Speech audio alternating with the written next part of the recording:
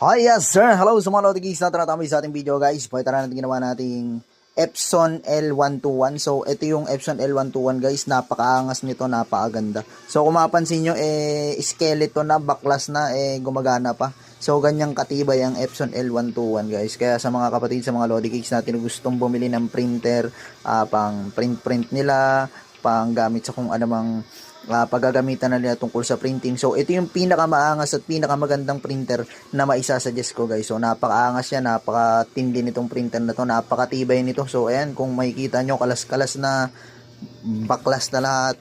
So, ayan, napakatibay.